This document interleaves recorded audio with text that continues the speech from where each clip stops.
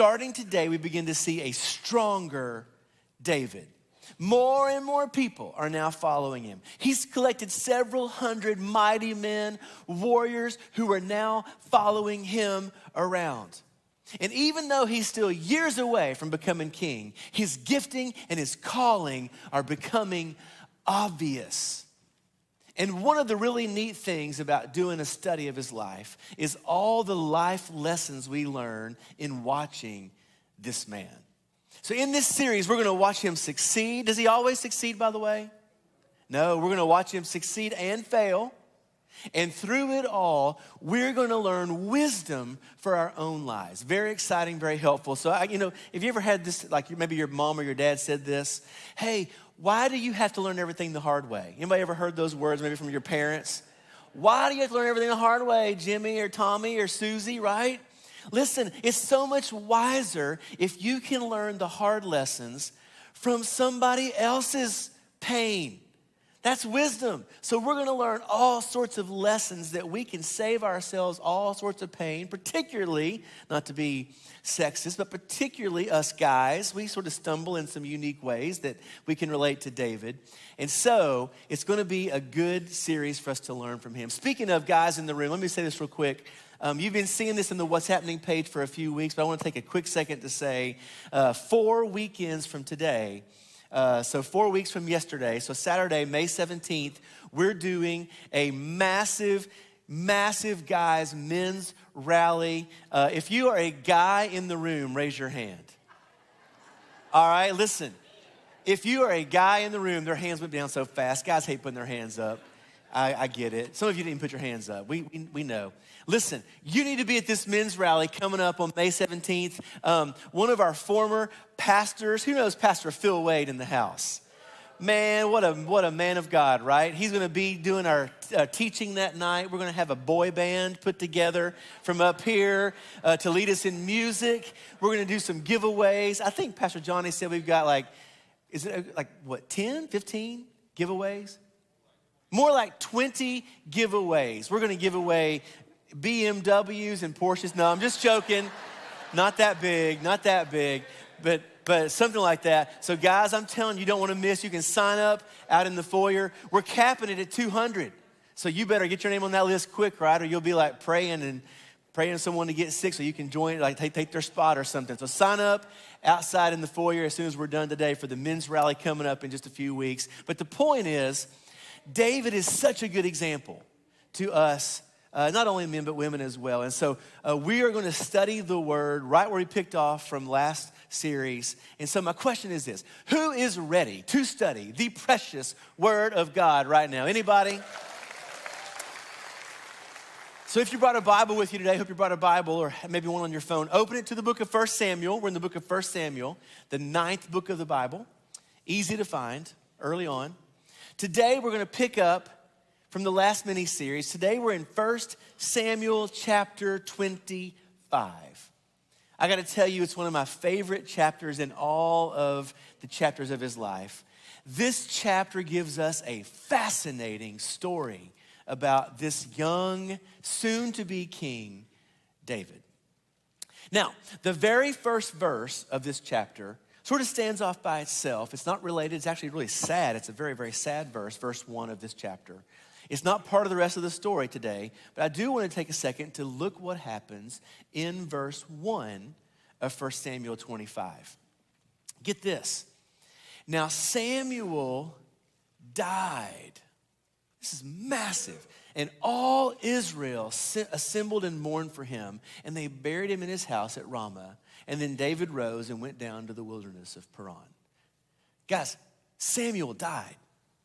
It is hard to overstate how devastating this would have been, not only to David, but to the entire country. Samuel was the spiritual stabilizing force of the entire people at this time. I mean, don't forget, the book of the Bible we're in is called what? 1 Samuel. It's named after this person. There was no greater figure in the Bible since Moses than Samuel. In a day when the king, Saul, was going crazy. In a day when it was hard to tell which way was up, it was Samuel who brought peace and stability to the nation. And now Samuel has died, and everyone is devastated. I just want to highlight this real fast before we get into our main text because it highlights this. It is amazing how life here on this planet is constantly filled with wonderful pleasure and devastating pain, often at the very same time. And if you're here this morning and your life is filled with pain and heartache and even frustration, confusion, you need to know God sees you and God cares. Maybe you've lost your confidence in God. Listen, God cares for you. I don't care how bad your situation is. Maybe your hero just died. God cares for you. God is at work, even in the pain. He really is, and I want you to hear that right now. And in this chapter today, we see this. Now, from verse 2 on, the story continues. David's still trying to figure out what life looks like, but he doesn't have his mentor anymore. So what's going to happen? Well, here's what happens. Let's move on to the story. Here we go. And there was a man in Maon whose business was in Carmel. The man was very rich. He had 3,000 sheep and 1,000 goats. Now that's rich. He was shearing his sheep in Carmel. Now the name of the man was Nabal, and the name of his wife, Abigail. The woman was discerning and beautiful, but the man was harsh and badly behaved. He was a Calebite. So now, our main story begins. We're introduced to the two main characters other than David. We're introduced to a husband and a wife named Nabal and Abigail. And we're told they were very wealthy. Could this be said of you? 1,000 goats and 3,000 sheep. That's wealth, friends. And we're told that Abigail was intelligent and beautiful. Abigail was special. We're going to see this as we go in the story. She was smart, and she was even street smart, if you will. She was able to handle complicated matters and situations. But Nabal was as foolish as Abigail was smart.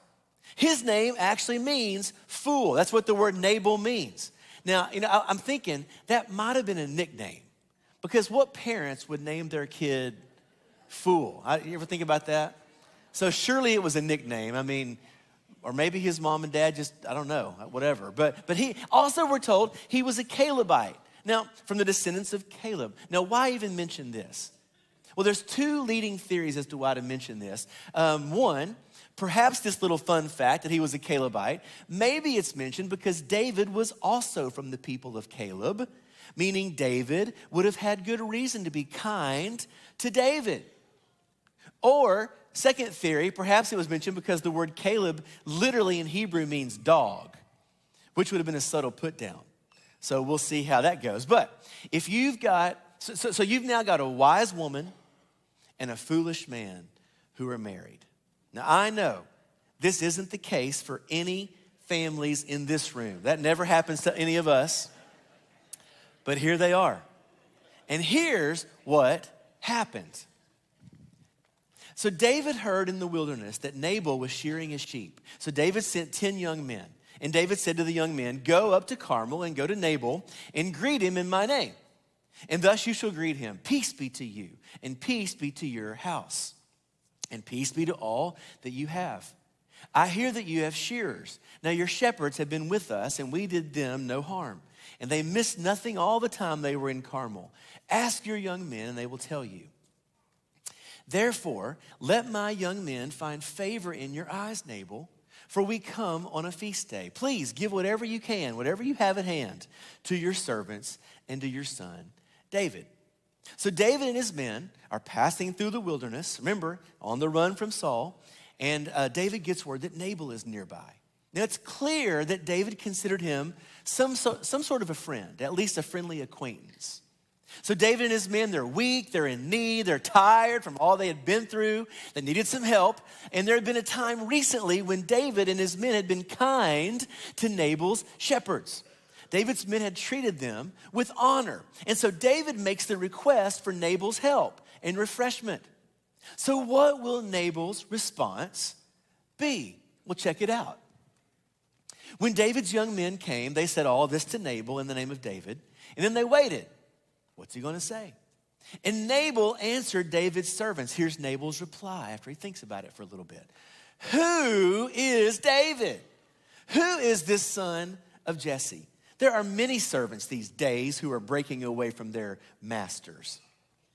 Shall I take my bread and my water and my meat that I have killed for my shearers and give it to men who come from I do not know where?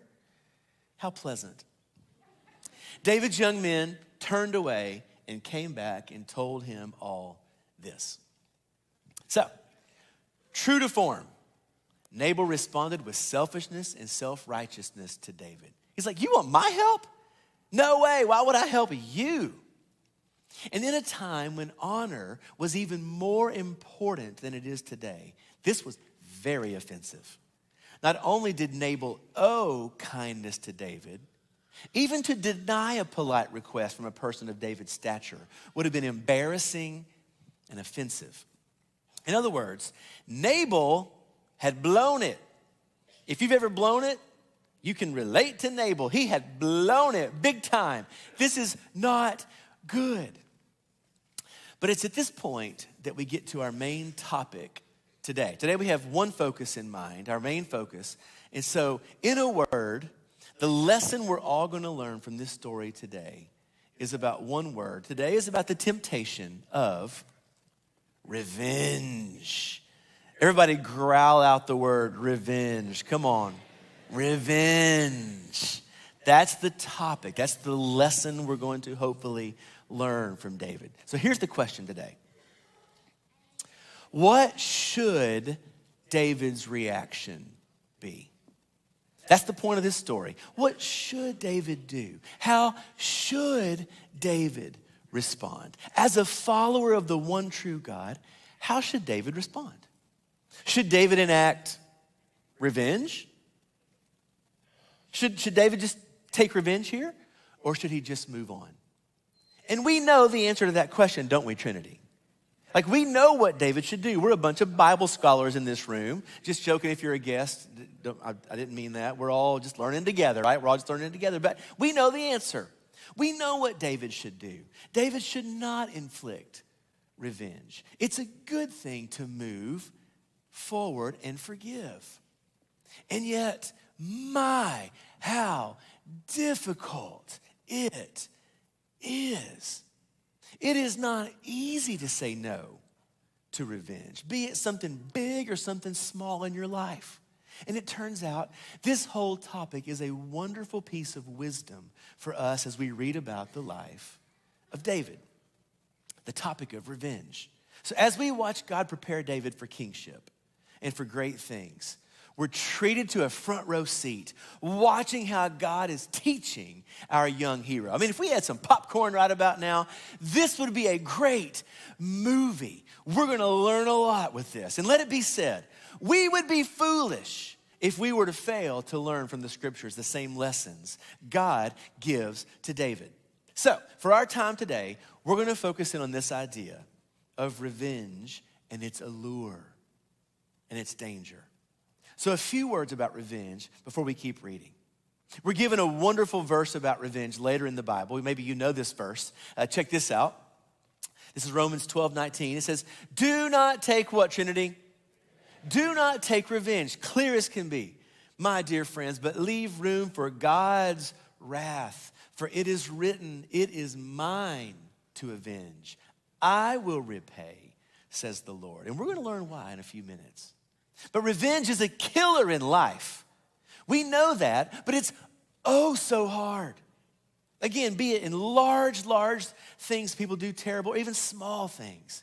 We know it's a killer, but it is so difficult. This is one of the great temptations for us in both big and small moments of conflict. Now, maybe you're like, right now you're like, well, I don't struggle with revenge. What are you talking about, Jason? I mean, my goodness. Who are these other people around me?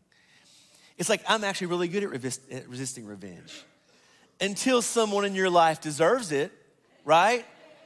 I mean, hey, we're all good at it until we're desperate, until someone like actually gets under our skin. I mean, I don't struggle with revenge at all until someone says something mean to me or if someone cuts me off on the road. And I hide my little Trinity sticker and I just cut them back off, right? I'm fine with revenge until someone critiques one of my kids or says something bad about my favorite sports team, whatever it is, right? I'm all good till then. But then the gloves come off. It's like, that's not revenge, that's just justice. Okay. But isn't that the way it works? I mean, none of us think we struggle with stuff until someone in our lives makes us mad. Then it's game on. But here's the problem. Although revenge always feels good in the moment, it never ends up good. Revenge always feels good at first, but it never ends up well. That's the wisdom today. It goes wrong so fast. Maybe no one ever taught you how to keep things real without getting even. And so how are you supposed to deal with conflict? Well, one thing's for sure. You will have conflict in your life. I should have a huge amen on that. We've all experienced that, right? There's no doubt about that. You will have conflict, so how you deal with it. Revenge, getting someone back, it's so alluring. It's so enticing. What is it about revenge that's so enticing but dangerous?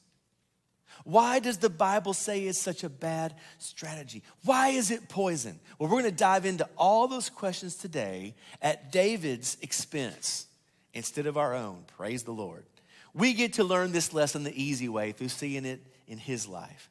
Poor David had to learn this the hard way. So let's see what he did. Look at verse 13, back in 1 Samuel. And David said to his men, so here's David's response. Every man strap on his sword. And every man of them strapped on his sword. And about 400 men went up after David, while 200 remained with the baggage. 400 men, all warriors. That's a lot. It's like, whoa now, David. This is a little crazy. Like, you may be overreacting a little bit here. I mean, he just insulted you. So what are you going to do with 400 men armed with swords? You just going to insult him again? Well, we're going to learn in a second. David was going to kill every single man in Nabal's clan. That was his plan. And this leads to the first principle the text wants us to see. If you're a note taker, this is your first note today. So important to know this about all of human nature and all of our lives. Get this. Your judgment in executing judgment is never trustworthy. Your judgment in executing judgment is never trustworthy. So Trinity, know this. We never just want to get even. We always want to punish people more than what they did to us. Now, sometimes it's subliminal, but it's always the case. Nabal had offended David badly. I mean, it was bad. It was. And maybe you've been offended badly by somebody, like truly bad, like it was real. However, you cannot trust yourself in your desire to get even. When we have been hurt, our judgment about how to execute judgment, it's never trustworthy. That's why you got to leave it to God. Like, you can't trust yourself. We always deceive ourselves. Our desire for revenge, it's always next level. People, do not trust yourself.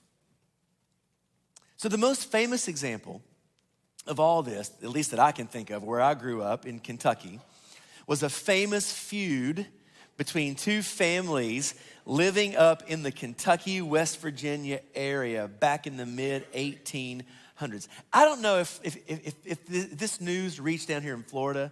This was a big deal right where I'm from. Anybody know the families I'm talking about? All right, you know, so good. You're educated down here, like we were up there. It was two families, the Hatfields and the McCoys, famous. It's a long, awful story of revenge killings. I've never done my little ancestry thing, but what if I'm related to one of those families? I don't know. Y'all better watch out. It could be the case. I don't know. But listen, it all started. Get this. Here's the story. It all started when one family, when someone of one family was shot in the Civil War but wasn't killed. all right? In retaliation for that wound, somebody else was shot and killed. Retaliation followed retaliation, each round much worse than the previous round. And the escalation continued for decades, culminating on New Year's night of 1888. That night, several members of the Hatfield family surrounded a McCoy cabin and opened fire on a sleeping family. The cabin actually caught fire. Several of the children were shot. The wife was beaten and nearly killed. Those who didn't die escaped into the woods. Several of the surviving children got frostbite from the cold, but lived to tell about it.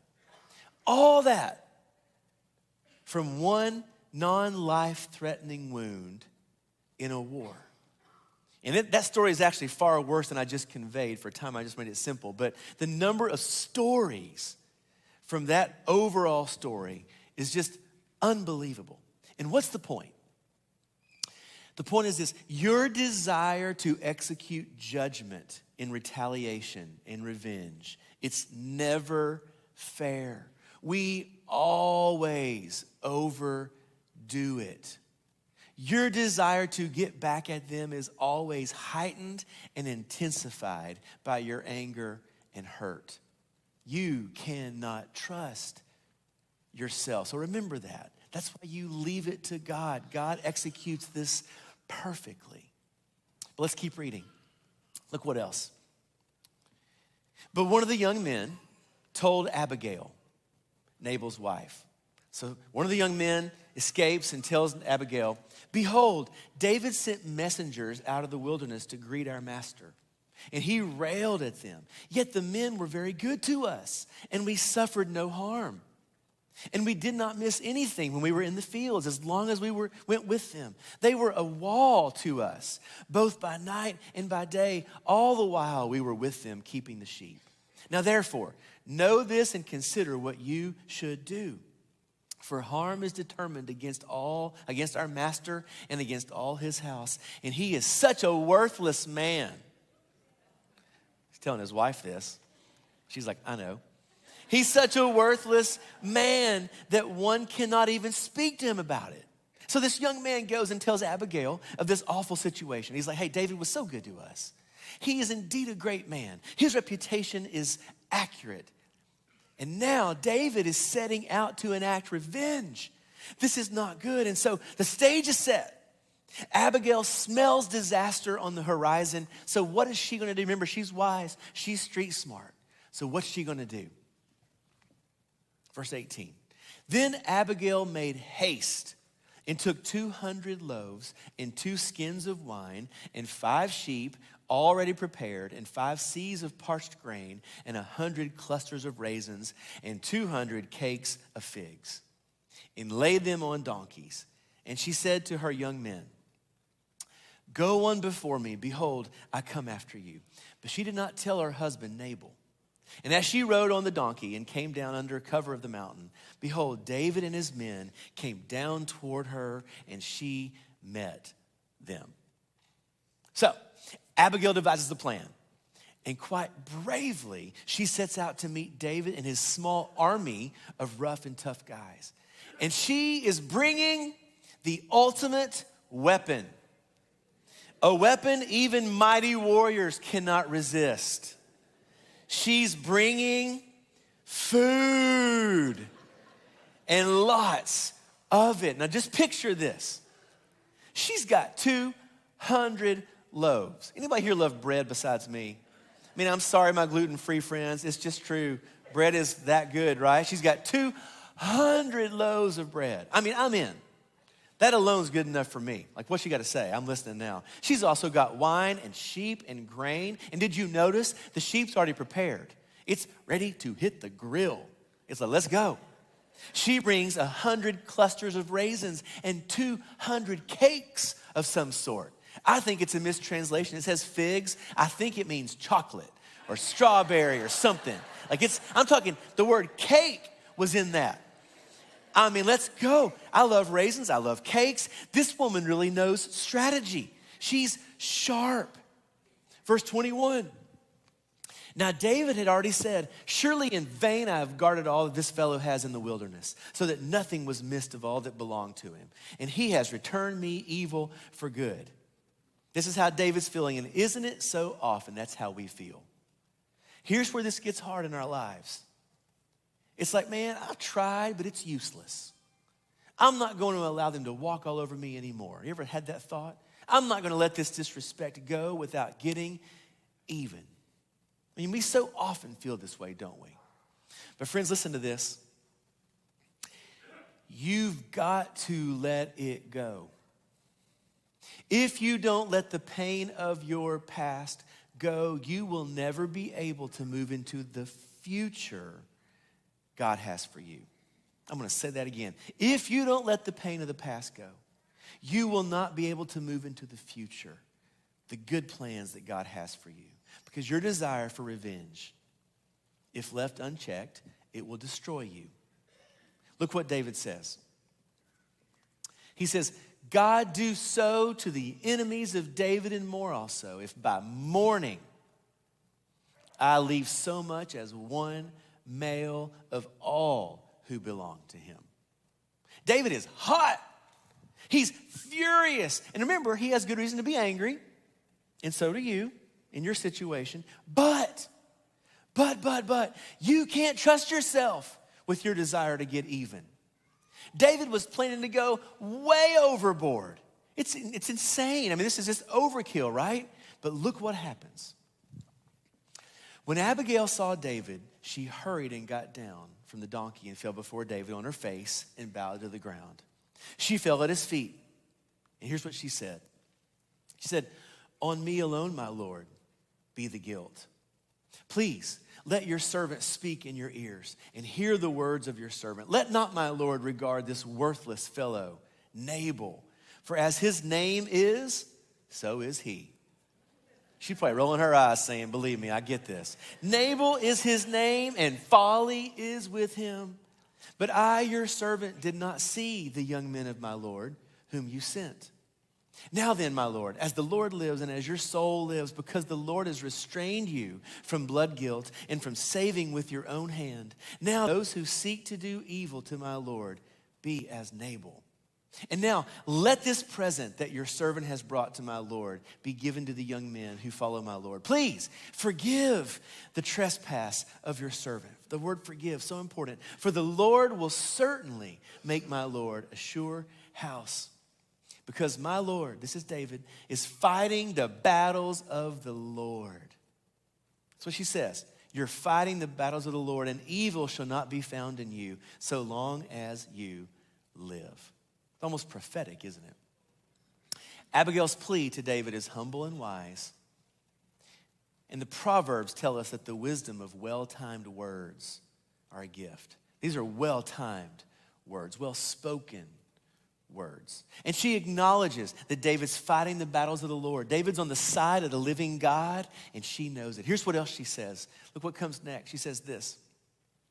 If men rise up to pursue you, David, and to seek your life, the life of my Lord shall be bound in the bundle of the living in the care of the Lord, your God. And the lives of your enemies he shall sling out as from the hollow of a sling. When you think of the word sling, what story comes to your mind? That's interesting. So this entire speech is amazing. She's speaking, again, almost prophetically here. Her words echo the voice of God. Her words are the point of the whole story. She's the voice of truth in this story. She says the Lord has kept David from avenging himself. She tells David that the Lord will fight David's battles on his behalf. And she says, David, you don't have to do this. You don't have to fight your own battles. God will fight for you.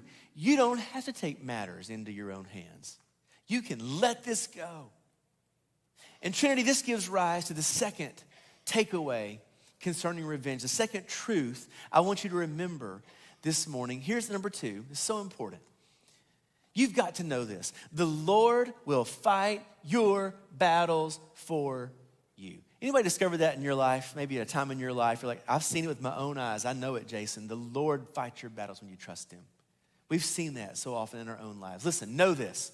The Lord will fight your battles. so you don't have to. You can let it go because God is fighting for you. What a great reminder from this wise lady. And it even gets better. Next, Abigail reminds David of something so special. Again, that word sling. We know what that's referring to, right? This is a reference to David's victory, his miraculous victory over the giant. What's his name? Goliath. When David had victory with a simple sling and smooth stones. She's like, hey, I've heard the stories. David, remember when God gave that victory to you? Remember how you didn't even have a chance? Yet God came through. It's like, hey, your faith was so strong that day. You trusted the Lord to fight your battles, and as a result, you have the victory and a clean conscience. So trust him again. And this is an incredible insight for us.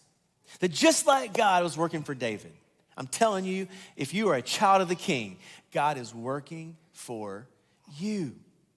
Trinity, you can trust him. Whenever you act on your own to deliver revenge, it always backfires. The Lord will fight your battles for you. He will. Anybody thankful for that? It's a beautiful thing, isn't it? So look at the end of her speech. This is the end of what she says.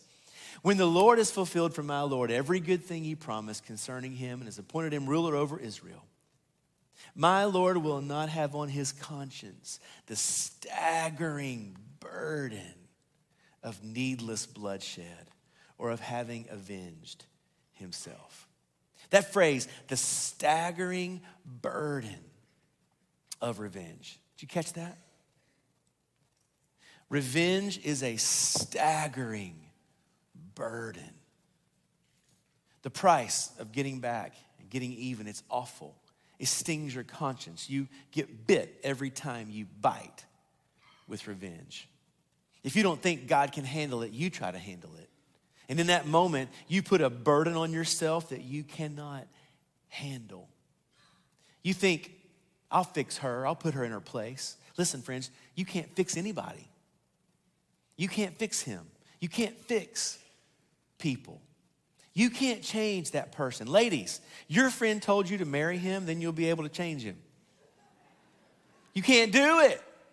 You're gonna go crazy trying. Only God can change somebody. And when you put that burden on yourself, you will go crazy. But Abigail understood something profound. She understood that ultimately, every conflict you face, this is so important. This may be the most profound part of today. You gotta get this. Every conflict you face is a test. Not of your power or your ability to say something witty. Ultimately, every conflict you face is a test of your faith. Will you trust that God will make it right? Or will you trust in yourself? And here's the third point.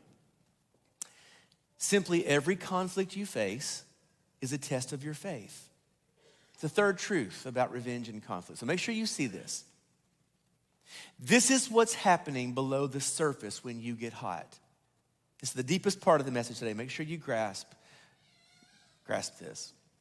The reason you get so frustrated and enraged is not the situation itself, but it's who you think has to handle the situation. It's true. You might even try to take the high road and say things like, well, I just have to be more patient. I just have to take it. I just have to try harder. Patience, patience, patience. It's all about what I have to do. Listen, no. The reason you get enraged is not because of what has happened. It's because of who you think has to handle what is happening. The reason you get stressed is not because of what you're going through. It's because of who you believe has to handle what you're going through. It's not a question of self-control. It's a question of who you trust. You see it? It's a question of faith. The reason those fierce words come out of your mouth in the heat of the moment is because you think you have to handle it. You think God will not handle it well. And that's the root issue. And so instead, you've got to believe that God is the righteous judge who can handle everything. This is what makes us different, those of us who trust in the Lord Jesus Christ. This is what makes us different as followers of the living God. For us, we have to trust, we have to believe that God can handle it. And so look what David does. What's he gonna do? Is he gonna blow it? Is he gonna eat that cake and then move on with his plan? Or will he come out on top, faithful to his God? Well, look what happens. And David said to Abigail, here's what he's gonna say. Blessed be the Lord, the God of Israel, who sent you this day to meet me. I bet she's taking a deep breath right there, right? Whew. Blessed be your discretion, and blessed be you, who have kept me this day from blood guilt and from working salvation with my own hand. David makes a decision that will be a huge point in his life. This is a fork in the road moment. And it's because of Abigail. Let me say this. You need people in your life who will tell you the truth and keep you from making decisions that will ruin your life. Here's the problem. If you don't have people in your life, community, believers, people that are wise, the problem is this. Some of you are arguing with me right now in your mind. You don't know my situation. Listen, when you argue in your mind, you win every time. Notice that? You win every time. I've got the real thing to say here, right? Some of you are thinking right now, even in this moment, don't raise your hands. You can just keep those thoughts to yours. But some of you are like, hey, you don't know my situation. You don't know him. You don't know what she did to me. You can build your case in the private fortress of your mind and you win every time. Trinity, listen, you need people in your life who will look at your situation, who see it for what it is and say, hey, if I were you, I'd want to yell at him too. I'd want to yell at my kid too. But listen, if you do it, it might ruin everything. You got to trust God with this one. He will make it right. You see that? You need people like this in your life. People to talk you off the ledge. People to talk you out of making a decision that will mess you up. Here's what David continues to say. He says, for as surely as the Lord, the God of Israel lives, who has restrained me from hurting you, unless you had hurried and come to meet me, truly by morning, there had not been left to Nabal so much as one male. You know what he's saying? He would have slaughtered the entire village left to himself. Right? That's the power of revenge. And it makes me wonder, what has anger and the desire to get even produced in your life? What kind of slaughter is around the corner in your life left to yourself? How many people will suffer for how long if you go through with this, if you continue to hold on to bitterness? I mean, ask yourself these questions. How long do you plan on letting that bitterness mess you up? How long? Maybe it ruined your relationship with your mom and dad, and are you gonna let it continue in your life and ruin your relationship with your kids? You gonna let it keep going? Will you let it ruin your second marriage like it ruined your first marriage? How long will you allow this to continue to rule inside you and keep you from what God wants for you? Friends, there's a better way.